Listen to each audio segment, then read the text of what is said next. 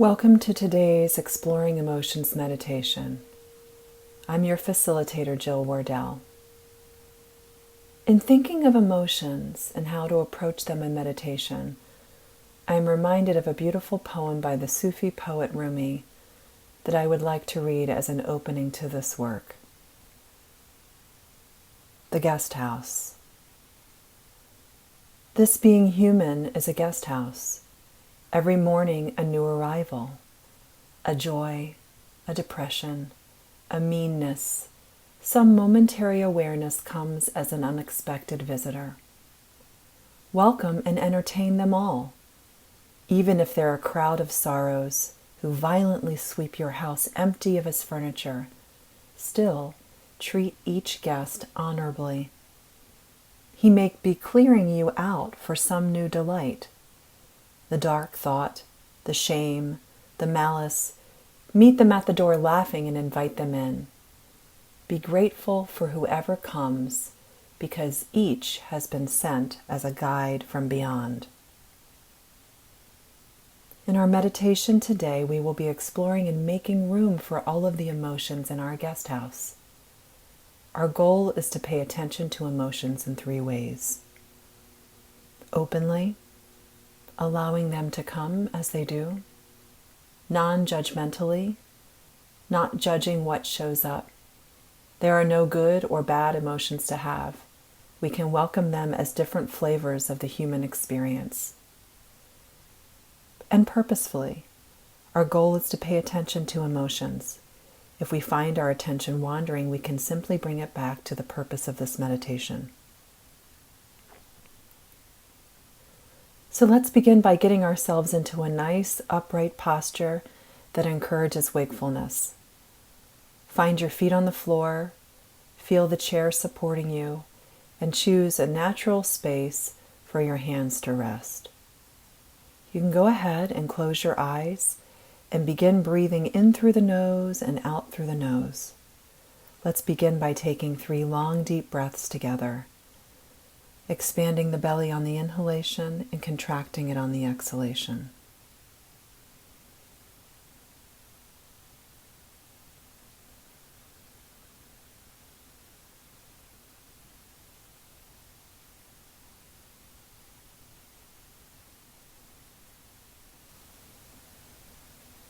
And do one more of those. Inhale, belly goes out. And exhale, belly comes in.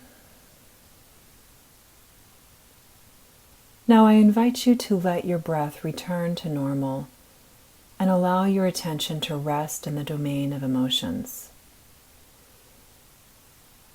We can begin by paying attention to any emotion present in this moment. It may be a more obvious or a more subtle emotion.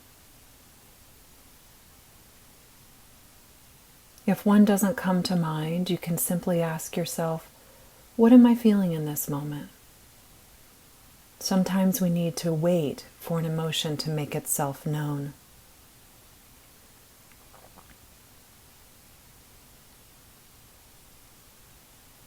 When it does show up, let's start by paying attention to the quality of it. We can do this first by noting what it is we are experiencing.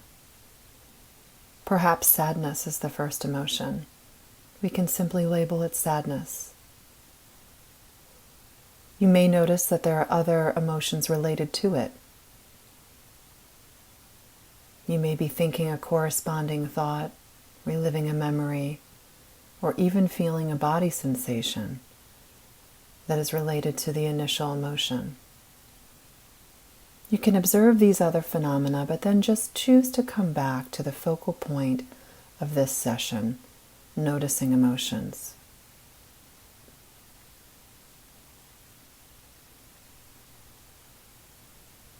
We are noticing emotions, noting what they are, paying attention to when we drift, and coming back.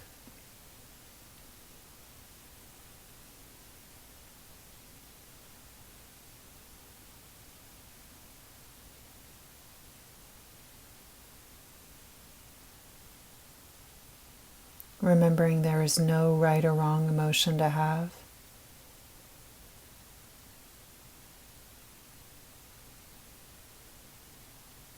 Noticing that emotions do predispose us to act in certain ways. To lean in, to lean out, to punish, to accept, to be curious. Simply notice how the emotions that are showing up predispose you to act. What do you want to do when you feel a particular emotion?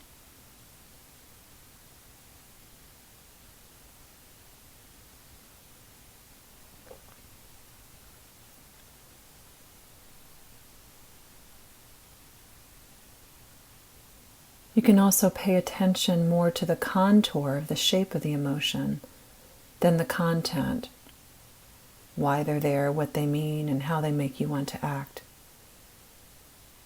We can focus on the contour by paying attention to the following: the timeliness of the emotion.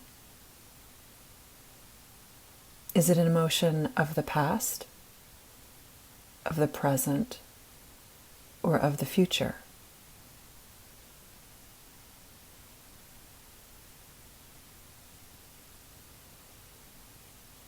We can pay attention to nuance.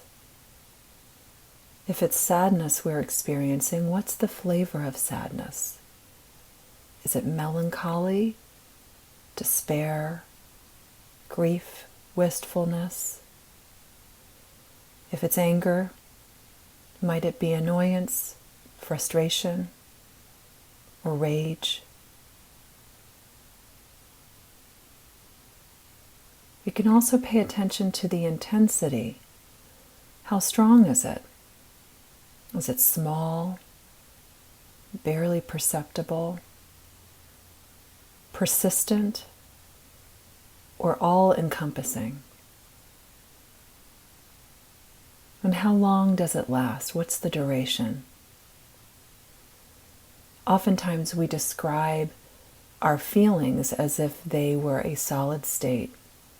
I'm sad, I'm angry. And yet, as we are observing now, what we are likely seeing is that there is no solid state. There are many, many experiences, nuances, flavors within any particular moment. The intensity is different. The duration is different. And yet our language reflects a solid state. Just noticing how that might create unnecessary suffering.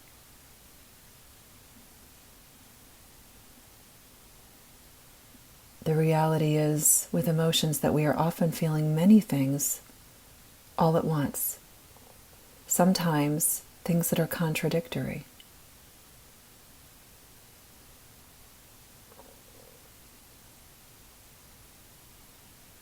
There's some peace that can happen when we can see this comings and goings of emotion, and when we can get enough distance to step back and observe it without being taken by the storm.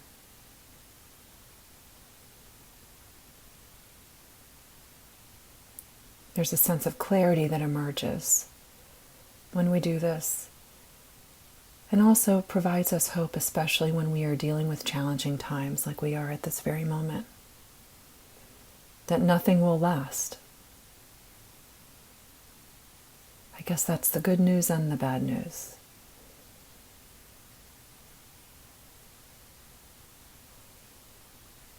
Paying attention to emotion, noticing the contour, where it's located in time, past, present, or future. Noticing the flavor of it. What brand of emotion is it? If it's happiness, how else would you describe it? Noticing the intensity of it, how strong it is. And noticing the duration, how long it lasts. The state of permanence of it.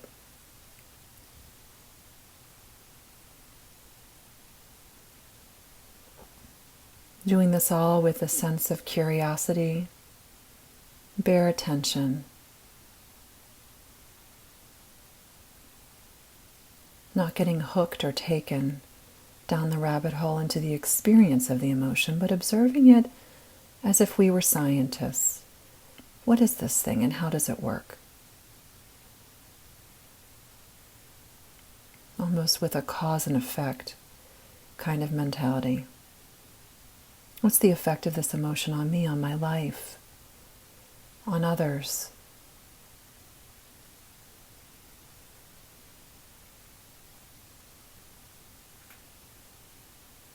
Then coming back to the next emotion, the experience that we have next.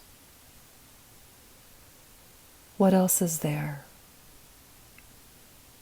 to be seen and appreciated as a guide from beyond?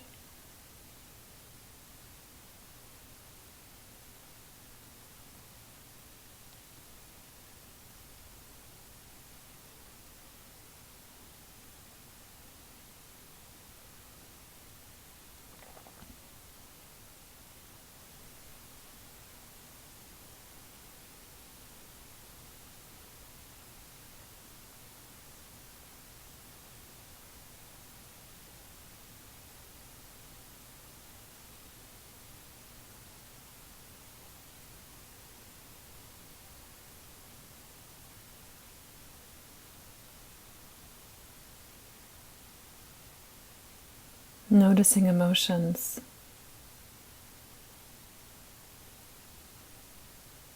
Those that are present now, the contour of them. Noticing when we are not paying attention to emotion and simply coming back. Knowing that this is a rich territory of learning for us. Examining the quality of our inner life to see what's there. It's really the beginning of cultivating self-knowledge and wisdom. It can serve us long after this session today in terms of how we live and work and relate with others.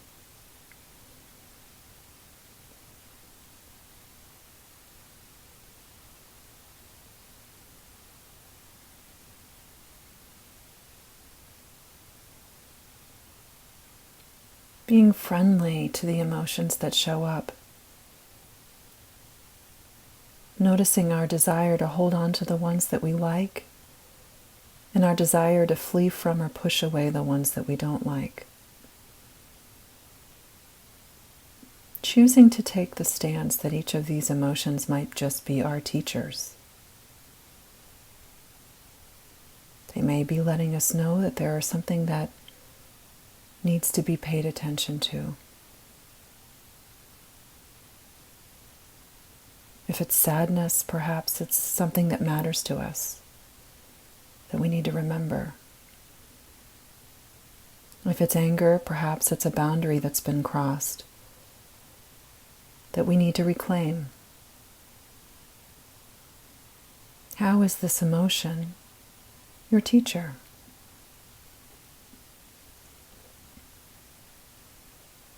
What is it birthing forth in you?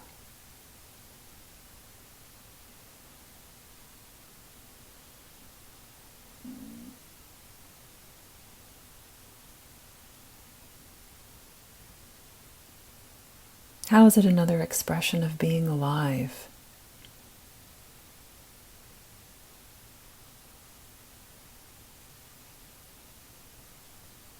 You think of 32 flavors and then some. Baskin Robbins. Well, maybe we have 10,000 flavors of emotions and then some in this thing called being human. We can learn to cultivate compassion for these different emotions. When we can see them and accept them in ourselves as part of the human experience, we increase our ability to empathize and see them as part of the human experience for others. birthplace of empathy. We can learn to be like Rumi and be good but not overindulgent hosts, seeing these emotions as gifts, guides, and teachers, and fostering greater skillfulness and deeper relationships with others. May we continue to welcome emotions as guides from beyond.